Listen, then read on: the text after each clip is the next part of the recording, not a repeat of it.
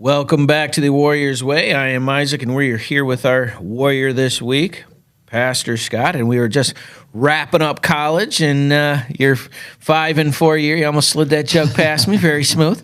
And so you graduated with secondary ed major, Bible major, a minor in PE. A minor in PE. And I was one class short of a minor in English, believe it or not. No kidding. Outstanding. So you leave Maranatha, and then how did that happen? How did I end up in the Bahamas? Yeah. Well, how that came about is because of being a secondary ed major, one of the requirements for graduation was we had to do student teaching. Mm-hmm. And so I met with a student teaching advisor, and he said, tell me about your education, tell me about the background, what you believe the Lord would have for you. And I said, well, obviously education. I love sports and athletics, so I'd love to do some physical beaches, education. sunshine. And I said, but the Lord's really laid on my heart the mission field as well. Okay. And he said, well, there is a school down in Nassau, the Bahamas, which is the capital of the Bahamas, on the island of New Providence. And it happens to be a vacation spot. Yeah, it has happened to be that. I love how you can't help but smile. He said, hey, since you're interested in missions, maybe they've got a big school down there. Maybe I can arrange for you to go down there. Yeah. And he said, it's going to cost some money. And I said, well, I'll talk to my folks about it. Yeah, right. So I called my parents and said, hey, this is an opportunity that they're trying to open up for me. What do you think about it? And yeah. they said, well, what do you think it's going to cost? And I said, probably $500 or more to get down there and so forth. And they're going to take care of me once I get there. Yeah. And I said, but I don't have the $500. My parents said, well, we don't either, but, just tell them you go. I said, we're going to go? And he said, yeah, because we're just going to trust God that God's going to provide the funds for you. Yeah. He said, we'll just begin praying about it. And so we did. And, the Lord provided more than the funds that I needed, which was, obviously God works in that way. And so, yeah, hold on. It feels like there's something there. How did that happen?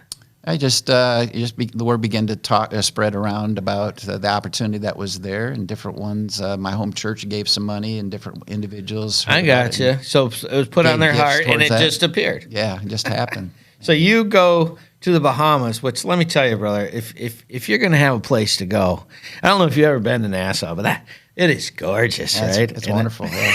It's wonderful. It's really changed now. It's not what it used to be. Because there's been so much commercialism that's come in. So it's kind of taken away from the natural. The natural piece of it all. Right. Agreed, but still, man, that was a gem.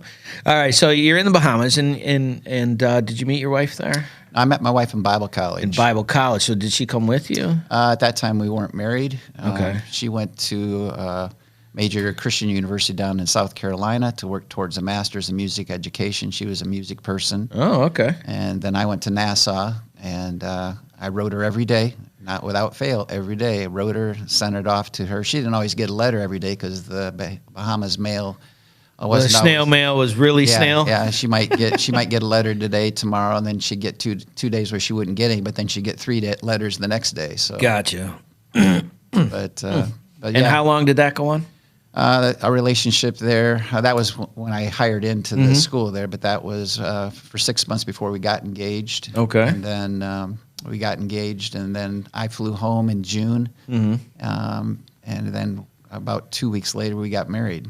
So not in the Bahamas. Not in the Bahamas, at her home church. That literally went backwards, right? That's cool. All right, so and then where was that at? I told her I took her on a 3-year honeymoon. Yeah, right? Just listen, honey, living the dream. That's right, always. Yeah, so where was her home church at? Her home church is Temple Baptist Church in La Crosse, Wisconsin. La Crosse, Wisconsin. Yeah. And is she a Packer fan? I just need to know this. Yes, she is a Packer fan. My wife, we pray for her. Yeah, she. If you actually went down to in our basement, I tell people she has her shrine down there.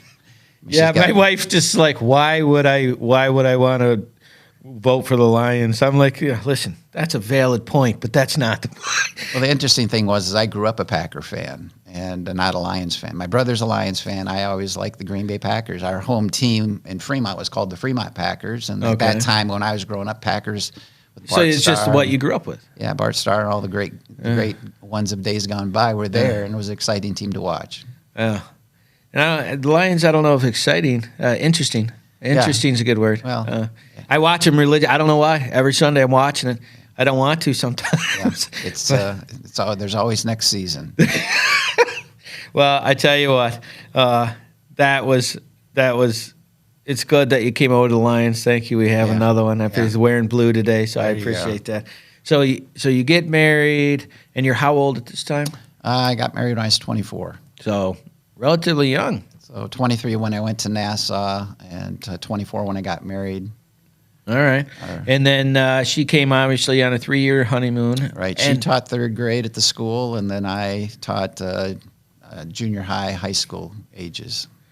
all right. And then what happened when you transferred from there to like what was the decision process there? Well, when I went to Nassau, I taught geography, which I hadn't had since I was in 7th grade. I taught social studies, which I hadn't had since 5th and 6th grade. And then I taught Bahamian history, which I'd never had. That was my favorite class to teach, though, because the history of the United States is intertwined with the Bahamian history as well. Okay. And then I taught basically all of the PE classes from 4th grade through 12th grade. And after my 4th year there, her 3rd year, because I was there 1 year prior to being married, I got word that the Bahamian government, the immigration was no longer, they weren't going to renew work permits for foreign teachers that particular year in 1984. And they wanted to Bahamianize every classroom. Now, the Bahamian people weren't for that because a lot of the foreign teachers that were there either from the States or for the United Kingdom, and their students were in the private schools. We were in a private school. Their school, about 1,000 students. Right. And they were either coming to the States for education or going to the United Kingdom. And so, Well, how could they do that if it was a private school? I don't understand. well, because they made with the Bahamian Parliament, there's laws that they make. Okay. And, So it's a political thing. yeah, it was a political thing. So that's the only year, 1984. All right. God basically was closing the door. We didn't understand why. We were having a great year. We'd seen from September to August over. 3 years of a honeymoon is Yeah. enough. I mean, honestly, it's Yeah. time to get to work, Yeah, man. and but yet the Lord saw sufficient. Said, I got a greater ministry that I want to lead you to. And All right. So what happened? Where'd you go? we got a call in November 1983 from Pastor Leonard Saunders, ironically, who happened to have been my wife's youth pastor when she was a teenager. He'd always envisioned if the Lord ever opened the door for him to get his own church, that he'd like to have some of his own young people come back and work Wow. Okay. with him in the ministry. And so he had come to Flushing to Trinity Baptist. The church at Gotcha. that time was about 30 people, and 5 of those were his own church people. So you had to move from the Bahamas to Back to Flushing. Michigan. Oh, there's a part of my heart that feels bad for you. Yeah, on it that was pretty tough at first, especially that first winter. Oh, I bet. I had a little office in the front of the church. I had electric heater on. I cranked that thing up, and I'd actually sit in the office with my winter coat on. I mean, and pastor would walk into the office, and he'd have to step back because it's so hot in there. And I was. There's a part of me that's laughing at you, and there's a part of me that's laughing with you right now on both sides of that. It was a pretty funny thing to see. I mean, it was hard coming back. You've been in the Bahamas for 4 years, and you come in, you're bundled up in your office because it's like 65, and you're like, that is not warm. In a winter coat. And Your everything. blood was so thin. It was. Oh, It was. man. And then on the other side. But it was a great time. I mean, obviously God was in it, and it was a great time to come to Trinity. Pastor Saunders had been led of the Lord to go there as well. And like I said, the church was about 30 people. 5 of those were his family members. And by the time we got there, 4 years after he had been there, the church was already at 120 people. All right, and it started out with how many again? He had started with around 30, and then by the time I got there, there was about 100. All right, and you hired in as what? What was the I hired position? in as the youth pastor. Okay.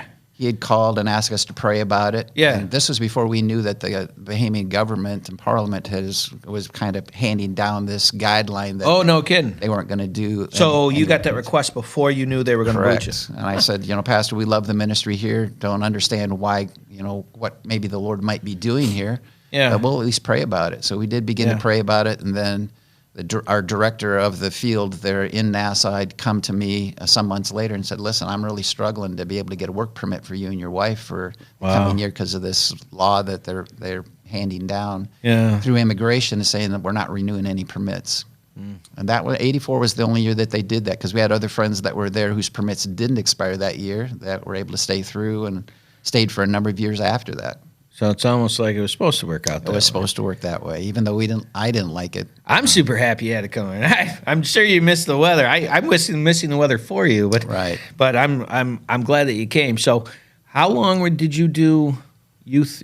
I did youth ministry for 13 years at Trinity. 13, and so you were how old when you started? I started 27 at the church. So 13. So basically till you're about 40, Until right? I was 40, I was a youth pastor, old youth pastor. Yeah. Well, still young looking though, but I got to There you give go. you that one. Yeah. You and my buddy Adam, you guys look amazing. That Magnum mustache. Magnum.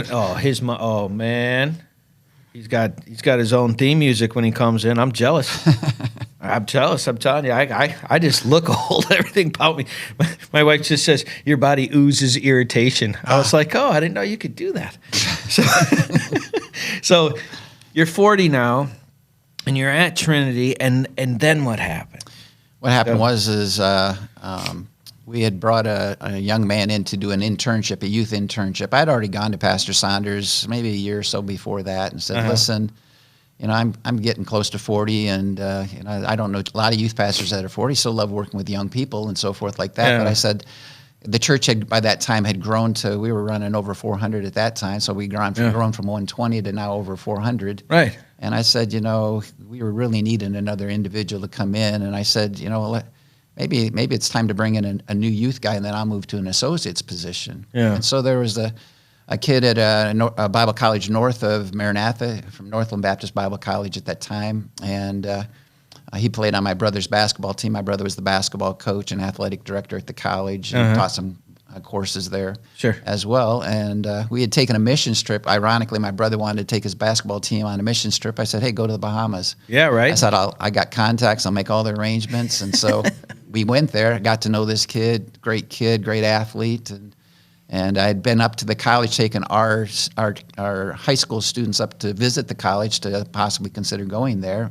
And I met him there again and said, hey, how are things going? And he said, man, I'm in my senior year. I'm going into my senior year. I'm looking for an internship. Yeah. And so forth. And I said, hey, let me talk to my preacher about it and see if we can't have you come down for 5-6 weeks and have you do your internship there. Yeah. And so I talked to my pastor. He said, no. I said, Pastor, we've talked about maybe, this could be the This could be the path. He's And, like, I don't think so. And I said, well, I'm not. He said, I said, why don't you want him here? He said, because I don't want to babysit him. I said, well, you don't have to babysit him. I'll take care I'll of him. babysit him. And he said, okay. If you're going to take care of him, he's not going to be in my hair. Yeah, that's fine. I said, not going to have at least $50 a week stipend. Now you want some money. That's right. Well played. But, well, I'm going to bring you help. You don't have to deal with it, and I need the money to take care of it. Well done. But as it turned out, he did such a fabulous job. He's now pastoring out in Colorado, lead pastor in a church in Colorado. And the great thing about it was his philosophy of ministry and approach to ministry with young people was identical to mine. So oftentimes as new youth guys come in, youth groups are just kind of blow apart because some love the guy that was there and some aren't sure about the guy that's coming in, and so it just really creates a lot of problems. And for us, it was just a smooth transition, and God was in that as well. Now, when he got to youth, did you get the assistant? I moved into the assistant's role and just kind of helped to bear the burdens with the preacher. Church, like I said, had grown to now 400, which eventually grew to 600. Right. And, we had a good-sized bus ministry. We were bringing in folks, contacting a lot of inner-city families and so forth like that. So how did you go from there to the RU program? Well, what ended up happening in the end of 2011, Pastor Saunders retired. I became the interim pastor, having been there for, now at that time, nearly 20-some years. Right. I think the natural step that most associates go from associate, the pastor retires, you now become the pastor. Right. And I wasn't comfortable with that. I was willing to pray about it and be the interim pastor for the period of time. Right. And so I did that. 2012, beginning of 2012, I became the interim pastor of the church. In February, that was January, in February of 2012, one of my former teenagers who had come on staff with us to be our RU director and had been doing a fabulous job. Yeah. He stepped away from the RU ministry to to believing God was leading him to be a senior pastor. I tried to talk him into taking the church there, but he just didn't believe it was our church that the Lord was leading him to. And the Lord did open the door for him to go to another church not too far from Genesee County area here. And so in January, I became the interim pastor or the pastor of the church. In February, I became the oversight or overseer or like the director of the RU. So I ended up with two programs, or the church and the RU program. Oh, talking about taking on the weight, right? Yeah. Two into it. So it's like taking on two new jobs. Right. Right. But fortunately, the assistant director of the RU program, his name is David Kaufman. He was a major businessman here in Genesee County with the recycling business. David was already in place, and I kind of let David run the show. Right. And he was a great human being. Yeah. All right. Well, that is a perfect spot to take a break. We're getting ready to get into our gem section. Our gem section is where we come in with some funny stories, come back, and I know you're dreading it, so I can't wait to hear what he's come up with. If you haven't had a chance to check it out, go to trinity.info or spiritualwarfareunit.com. We'll take a break, and we will be right back. Taking a quick break from our podcast, I wanted to let you know about our life application program that we have for churches and nonprofits in the area that are trying to find programming that they can use in case the corona shuts you down and you're not able to get in. You go to spiritualwarfareunit.com. You click on our episodes and you can check out our programs for as little as $29.99 a month to make sure that we're still getting the word out to those people that need it. Now, back to the program.